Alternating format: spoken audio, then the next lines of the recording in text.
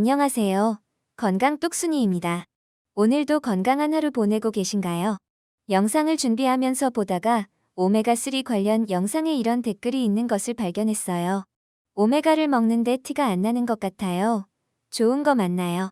땡땡땡님 저희 부모님에게 맞는 오메가3도 찾아주세요. 오메가3가 심혈관계 질환 예방에 좋다는데 너무 다양해서 뭘 먹어야 할지 모르겠어요. 건강 채널 유튜버로서 참을 수 없는 댓글이더라고요. 오늘 알아볼 것은 오메가3입니다. 건강을 위해 오메가3를 드시는 분들이 많이 계십니다. 오메가3가 중성지방을 낮추는 효과가 있다고 알려져 있기 때문인데요. 그래서 오메가3 복용과 고지혈증 치료, 식이요법 등을 병행하시는 분들이 많습니다. 그렇지만 고지혈증을 가졌어도 아무 오메가3만 드시기보다는 고지혈증에 도움이 되는 오메가3를 드시는 것이 좋은데요. 어떤 오메가3를 골라야 우리 상황에 맞게 도움이 될 수 있을까요? 저는 시청자분들의 댓글을 보고 오메가3와 고지혈증에 대해 이야기해보는 시간을 가져야겠다 라는 생각과 동시에 준비하기 시작했는데요. 기특하다면 구독 버튼 한번 눌러주세요. 오늘 알아볼 것은 좋은 오메가3 고르는 법, 그리고 오메가3로 관련 질환, 고지혈증이나 기타 증상들을 치료하기 위해 먹는 경우와 함께 어떤 오메가3를 고르는 것이 좋은지를 알려드리고자 합니다. 또한 영상을 시작하기 전에 짧게 오메가3의 부작용에 대해 설명해 드릴 텐데요. 자신에게 오메가3가 몸에 맞는지 확인해 보는 것도 중요합니다. 오메가3를 드시면서 이런 부작용은 없는지 한번 확인해 보시는 것을 추천드립니다. 그러면 본격적으로 시작하기 전에 구독과 좋아요 부탁드립니다. 크게 4가지 정도의 부작용이 있는데요. 무엇이었는지 기억나시나요? 어지럼증, 알러지 반응이 있으신 분들은 복용하시면 안 되고 출혈성 질환이 있으신 분들도, 그리고 위장장애가 있으신 경우도 별로 추천드리지 않는데요. 해당되시는 분들은 오메가3 말고 다른 영양제를 복용해 보시는 것이 좋습니다. 물론 이제 크게 문제가 생기시는 분들은 드물긴 하지만 부작용을 참아가면서 드시기보다는 몸에 맞는 영양제를 꾸준히 드시는 것이 훨씬 더 몸에도 건강에도 좋다는 점을 말씀드립니다. 대부분의 분들의 경우에는 계속 드셔도 크게 문제가 없을 것이므로 너무 걱정하시지는 않으셔도 되기는 합니다. 오메가3의 장점은 혈행 건강이 개선되고 염증을 완화하는 데 도움이 됩니다. 또한 방금 말씀드린 것처럼 중성지질을 낮추는 데도 효과가 있다고 알려져 있는데요.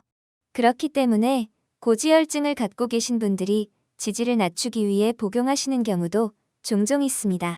그렇지만 어느 정도 짚고 넘어가야 할 점은 오메가3를 먹는다고 무조건 좋아지는 것이 아니라 중성지방을 줄이는 것보다 LDL 콜레스테롤의 수치를 줄이는 것이 우선입니다. 따라서 오메가3만 드신다고 고지혈증이 나아지는 것이 아니라 식이요법과 다른 치료를 병행하면서 드시는 것이 효과적이다 라고 말씀드리고 싶습니다. 또한 복용 전 의사와 상담하게 된다면 내가 오메가3를 먹었을 때 도움이 되는 상태인지 아닌지를 파악할 수 있어 상담해 보시는 것도 추천드립니다. 이제 오메가3가 어떻게 고지혈증 분들께 도움이 되는지를 알아보았는데요. 그렇다면 어떤 오메가3가 좋은 오메가3이고 흡수도 잘 되고 직접적으로 중성지질을 낮추는 등에 도움이 될 수 있을까요? 구독자님들께 도움이 되는 오메가3를 고르는 데에 있어서 3가지 기준을 알려드립니다. 빠르게 요약해보자면 원재료와 추출법, 함량과 순도를 확인해 보시면 되는데요. 우선은 원재료입니다. 오메가3는 어종에서 추출하기 때문에 원어종의 중금속을 고려해 보셔야 합니다. 큰 어종일수록 중금속 등 오염물질이 많이 축적되게 되는데요. 따라서 작은 어종에서 추출한 오메가3인지를 확인하시는 것이 좋습니다. 소형 어종이라 함은 꽁치나 정어리 등에서 추출한 동물성 오메가3와 식물성 플랑크톤인 미세의 조류에서 추출한 식물성 오메가3가 있는데 이 2가지 중에서 개인의 기호에 따라 몸에 맞으시는 것으로 드시면 되겠습니다. 간혹 어느 것이 효과가 더 좋으냐 물어보시는 분들이 계시는데 둘의 효과는 동일합니다. 다만 식물성 오메가3의 경우 오메가3 특유의 어취가 적다는 점에서 차이가 있습니다. 다음은 추출법을 확인해 보시는 것이 좋은데요. RTG 추출 방식으로 추출된 오메가3가 흡수율이 좋다고 알려져 있습니다. 아마 여러분들께서 쉽게 구하실 수 있는 오메가3는 거의 RTG 추출 방식을 통해 추출된 오메가3일 것입니다. 저온 초임계 추출법이라고 하는데 다른 추출 방식과 달리 화학적 작용 없이 이산화탄소와 높은 압력을 통해 추출해내는 방식입니다. 다른 추출 방식과 달리 방부제도 필요가 없고 산패에도 비교적 안전하기 때문에 요즘 나오는 오메가3들은 전부 이 추출 방식으로 추출되어 만들어집니다. 또한 말씀드린 것처럼 흡수율도 좋기 때문에 추출법을 확인해 보시는 것이 좋다고 할 수 있겠습니다. 지난 영상에서 말씀드렸던 것처럼 식약처에서 발표한 오메가3의 권장 섭취량은 500에서 2000mg입니다. 따라서 적어도 500mg은 드셔주셔야 효과를 볼 수 있다는 것인데요. 여기서 500mg은 오메가3의 총량이 아니라 EPA와 DHA의 함량의 합을 말하는 것입니다. 오메가3의 성분표를 확인해 보신다면 오메가3가 EPA나 DHA뿐만이 아니라 다른 첨가물들도 있다는 사실을 알게 되실 텐데요. 주로 산패를 방지하기 위해 다른 비타민 성분이 함께 들어있거나 다른 오일 같은 것들이 들어있습니다. 그렇기에 직접적으로 도움이 되는 성분이 얼마나 들어있는지를 확인해 보시는 것이 좋고 적어도 500mg 이상은 있는 제품을 선택하는 것이 좋다라고 생각해 주시면 됩니다. 아무리 제가 알려드린 기준에 부합하는 오메가3, 객관적으로 효과가 있는 제품이라고 해도 오메가3를 먹는 내가 그 제품과 맞지 않을 경우에는 다른 오메가3를 찾아보시는 것이 좋은데요. 특히나 오메가3 캡슐이 커서 부담스러우신 분들은 작은 캡슐을 선호하시는 경향도 있습니다. 이 경우는 제품 후기를 찾아보시는 것도 좋은데요. 그렇다고 무조건 후기가 많을수록 좋다 라는 의미는 아닙니다. 대략적으로 이 상품이 어떻구나를 파악하시는 게 도움이 되실 것 같습니다. 또한 오메가3를 드셨을 때 제가 앞서 알려드린 부작용 증상들이 나타나는 경우에는 이 증상들이 오메가3 때문에 나타나는 증상들인지 아닌지를 먼저 파악하신 후에 오메가3를 드셔서 나타나는 증상들이 맞을 경우에는 복용을 중단하시는 것이 좋습니다. 오메가3의 부작용은 드물지만 없는 것이 아니기 때문에 조심하는 것이 나쁠 게 없는데요. 몸에 맞는 오메가3를 찾으셨다면 꾸준히 드셔주시는 것이 좋습니다. 또한 영상 앞부분에 설명드렸던 것처럼 오메가3를 통해 중성지질을 줄이는 것보다 LDL 콜레스테롤 수치를 줄이는 것이 훨씬 급선무이기 때문에 무조건적으로 다른 치료, 꼭 약을 드시라는 것이 아니라 식이요법이나 다른 운동을 병행하면서 드시는 것이 가장 바람직한 오메가3 복용법이라고 할 수 있겠습니다.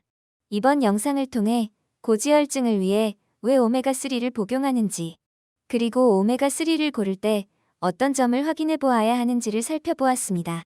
여기까지 봐주신 구독자님들을 위해 이 가지 기준을 만족하는 상품을 가져와 보았습니다. 제가 고른 오메가3가 무엇인지 궁금하신 분들은 고정 댓글을 참고해 주시면 됩니다.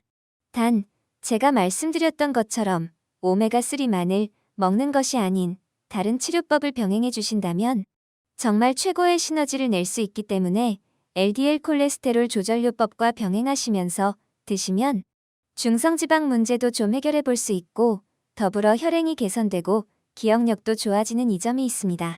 여러분들의 건강한 삶을 응원합니다.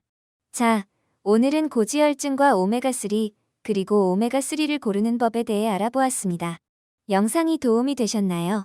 요약해보자면 오메가3는 중성지질을 낮춰주는 효과가 있고 때문에 고지혈증 환자분들도 많이 드신다는 것, 그리고 좋은 오메가3를 고르기 위해서는 원재료, 추출법, 함량이 중요하다고 말씀드렸는데요.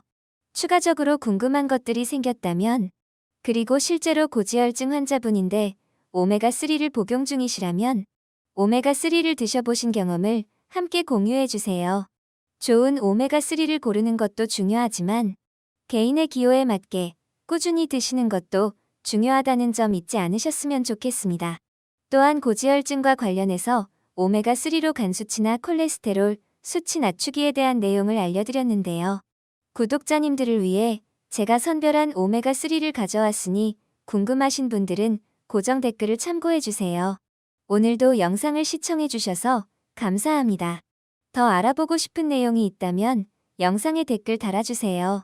오늘의 시간이 유익하셨다면 구독과 좋아요 부탁드립니다. 오늘도 더 건강한 하루 보내세요. 오늘은 여러분이 혹할 만한 주제에 대한 이야기를 나눠보려고 해요. 관절 습관과 놀라운 음식 사실에 대한 이야기인데요. 삶의 여정을 걸어가는데 중요한 건강한 관절에 대한 흥미로운 사실들과 우리가 일상에서 하는 습관이 어떻게 영향을 미치는지 살펴보려 해요. 우리가 평소에 무심코 하는 행동들이 관절에 미치는 영향을 알아가면서 또한 어떤 음식이 우리의 관절을 돕는지 함께 알아보겠습니다. 혹시 놀라우신 사실이나 궁금증이 있으셨다면 오늘은 그 궁금증을 해소하고 싶어졌을 것 같아요. 건강한 관절을 위한 놀라운 사실들과 습관, 맛있는 음식으로 더 건강한 삶을 만들어가 보는 여정, 함께 떠나볼까요? 건똑 채널 여러분, 함께 놀라운 여정 시작해봅시다. 첫 번째, 건강한 음식 선택하기. 건강한 관절을 유지하는 데 있어서 올바른 음식 선택이 얼마나 중요한지 더 자세히 알아보겠습니다. 1번. 신선한 과일과 채소. 신선한 과일과 채소는 항산화제와 다양한 비타민이 풍부하게 함유돼 있어 관절을 보호하고 염증을 줄이는 데 탁월한 역할을 합니다. 특히 비타민C는 콜라겐 형성을 촉진하여 연골을 강화하는 데 도움이 되며 항산화 성분들은 관절 주변의 염증을 감소시킵니다. 다양한 색상과 종류의 채소를 섭취하여 다양한 영양소를 흡수하도록 노력해 보세요. 2번. 오메가3 지방산이 풍부한 식품. 생선, 아몬드, 호두 등의 풍부한 오메가3 지방산은 관절 건강에 매우 중요합니다. 이 지방산은 염증을 억제하고 관절 윤활에 기여하여 관절 통증을 완화하는 효과가 있습니다. 특히 강어, 연어, 고등어와 같은 신선한 생선을 섭취하는 것은 좋은 선택입니다. 또한 견과류도 오메가3 지방산을 제공하므로 적절한 양을 섭취해 보세요. 3번. 다양한 단백질 공급. 단백질은 우리의 신체의 필수적인 영양소 중 하나이며 특히 관절 건강을 위해서도 중요합니다. 닭가슴살은 낮은 지방과 높은 단백질 함량으로 관절을 지탱하는 연골을 형성하는 데 도움을 줍니다. 또한 토종 닭은 추가적인 영양소를 제공하면서도 칼로리를 상대적으로 낮추어 건강한 식습관을 유지하는 데 도움이 됩니다. 이러한 단백질은 근육의 형성과 관절을 강화하는 데 도움을 줄 수 있습니다. 4번. 물 소모 증가. 물은 신체의 대부분을 차지하고 있으며 적절한 수분 공급은 관절 윤활과 연골 형성에 도움을 줍니다. 물을 충분히 마시면 노폐물 제거와 함께 관절 부분에 영양소를 공급하는 역할을 합니다.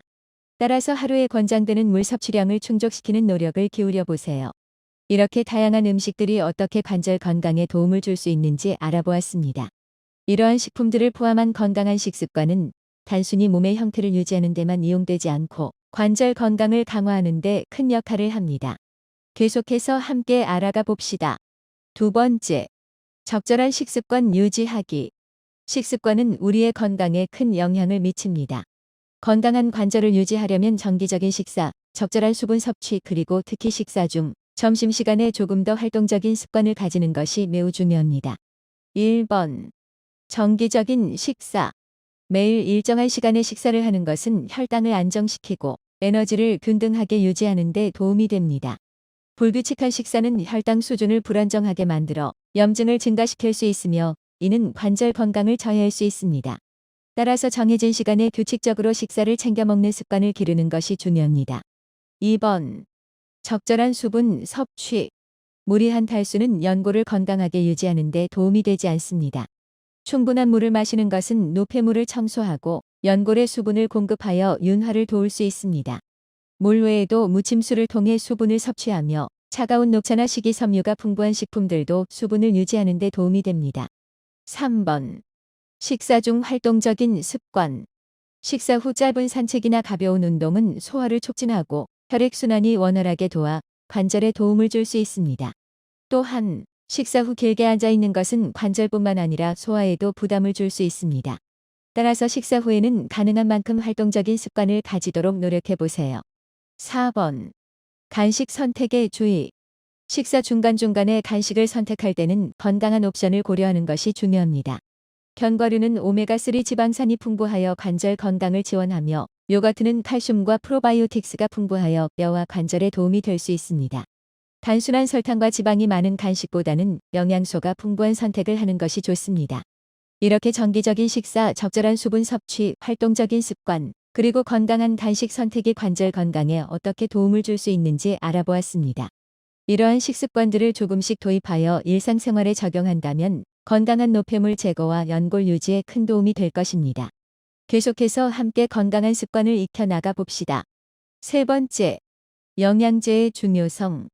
모든 영양소를 음식으로 충분히 섭취하는 것이 중요하지만 특히 비타민 D, 칼슘, 글루코사민 그리고 콘드로이틴 같은 관절 건강에 도움을 주는 영양제는 더욱 중요합니다. 이러한 영양소들은 우리의 식단에서 부족할 수 있으며 영양제를 통해 보충함으로써 관절 건강을 지원할 수 있습니다. 1번. 비타민 D. 비타민 D는 칼슘과 인의 흡수를 촉진하여 뼈와 관절 건강을 지원합니다. 특히 낮은 태양광 지역에 사는 경우나 자주 외출하기 어려운 경우 비타민 D 부족이 발생할 수 있습니다. 이런 경우에 비타민 D 영양제를 섭취함으로써 뼈와 관절을 보호할 수 있습니다. 2번. 칼슘. 칼슘은 뼈의 구조를 유지하고 강화하는 데 중요한 역할을 합니다. 특히 여성들은 골다공증의 위험이 있으므로 적절한 칼슘 섭취가 필요합니다. 그러나 음식을 통한 충분한 칼슘 섭취가 어려운 경우 칼슘 영양제를 통해 부족한 칼슘을 보충할 수 있습니다. 3번. 글루코사민과. 글루코사민은 연골 형성과 관리에 도움을 주는 물질로 관절 건강을 지원하는 데 사용됩니다. 특히 연령이 들면서 연골이 변성되고 갈기기 시작하는데 이를 예방하고 증진하기 위해 이 두 성분이 중요합니다. 영양제 형태로 섭취함으로써 연골의 탄력을 유지하고 관절의 움직임을 원활하게 할 수 있습니다. 4번. 오메가3 지방산. 생선이나 해양성 기름에 풍부한 오메가3 지방산은 염증을 감소시키고 관절 윤활을 향상시키는 데 도움을 줄 수 있습니다. 이는 특히 관절 통증이나 염증이 있는 경우 영양제로 오메가3를 섭취함으로써 관절 건강을 개선할 수 있습니다. 5번. 멀티비타민. 모든 영양소를 균형 있게 섭취하기 위해 멀티비타민 영양제도 고려해 볼 만합니다.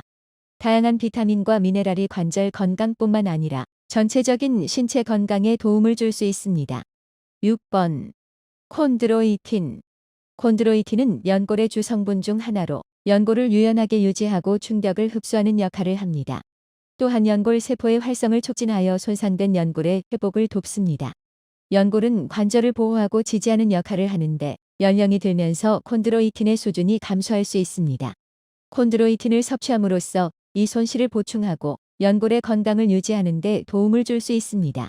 특히 오스테오아르쇼스와 같은 연골 관련 문제에서 콘드로이틴은 증상을 완화하고 더 나은 관절 기능을 지원하는 데 효과적일 수 있습니다.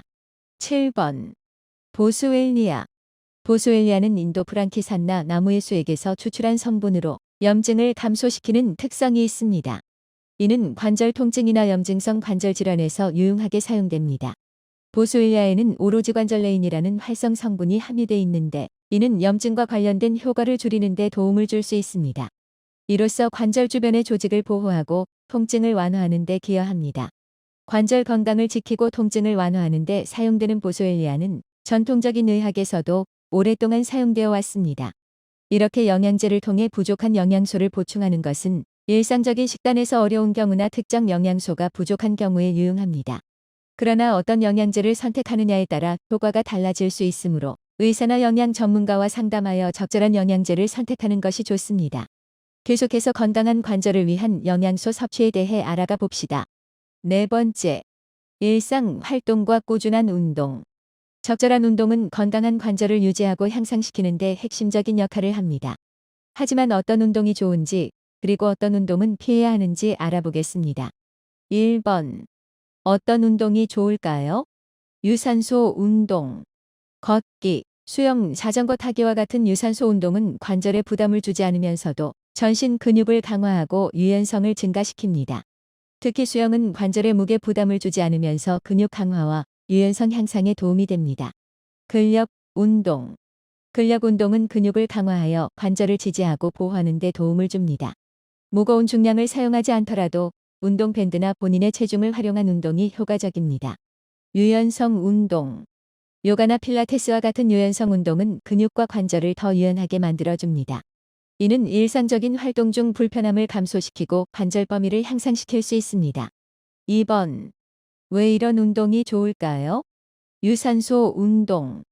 혈액순환이 증가하면서 관절 주변의 근육을 강화하고 윤활을 촉진하여 관절 건강을 지원합니다.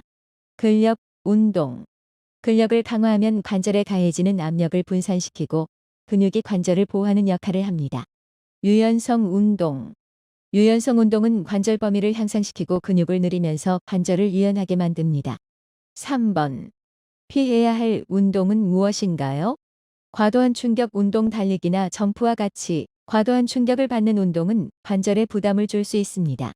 특히 만성적인 관절 문제가 있는 경우에는 피하는 것이 좋습니다. 자세나 기술적인 오류가 많은 운동, 올바른 자세와 기술이 없이 운동을 할 경우 다양한 부상의 원인이 될 수 있습니다. 운동을 시작할 때는 전문가의 도움을 받거나 적절한 교육을 받는 것이 중요합니다. 4번. 운동 전에 주의해야 할 사항. 워밍업. 운동 전에 충분한 워밍업을 통해 관절과 근육을 준비시키는 것이 중요합니다. 적절한 운동 장비. 올바른 운동 장비를 사용하여 부상을 예방하고 특히 신발이 관절에 적절한 지지를 제공하는지 확인해야 합니다. 청력. 몸이나 관절에서 이상 신호가 발생하는 경우 운동을 즉시 중단하고 전문가의 도움을 받아야 합니다. 정기적인 운동은 건강한 관절을 유지하고 향상시키는 데 있어서 중요한 부분입니다. 그러나 어떤 운동이 적절하고 어떤 것은 피해야 하는지에 대한 지식은 개인의 상태에 따라 다를 수 있으므로 운동을 시작하기 전에 의사나 전문가의 상담이 필요합니다. 계속해서 건강한 운동 습관을 적용하여 즐거운 활동적인 삶을 유지합시다. 건똑 채널 여러분, 오늘의 영상은 끝났어요. 여기까지 봐주신 여러분들 감사합니다. 오늘은 건강한 관절에 대한 유용한 정보를 나누어 보았습니다. 여러분이 새로운 습관을 만들어서 건강하게 살고 싶다면 이제 그냥 시작해 보세요. 그리고 이 소중한 정보들은 가족이나 친구들과 공유하면 더 좋겠죠? 다음에는 무심코 지나갈 수 있는 건강 이야기, 우리가 꼭 지켜야 할 습관들을 주제로 다시 찾아뵙도록 할게요. 건똑 채널 여러분, 오늘도 고맙습니다. 구독과 좋아요 부탁드려요.